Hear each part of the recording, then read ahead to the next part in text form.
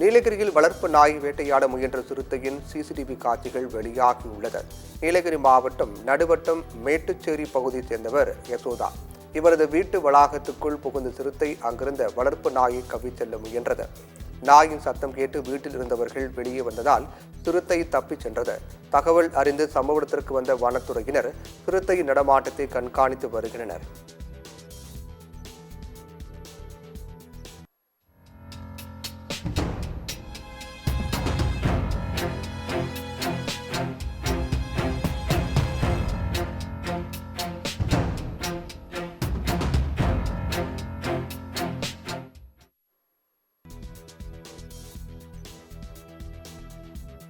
உதகையில் சுற்றுலா பயணிகளின் வாகனங்களை வழிமறித்து டிரைவர்கள் ஜீப் சவாரிக்கு அழைப்பதாக புகார் எழுந்துள்ளது.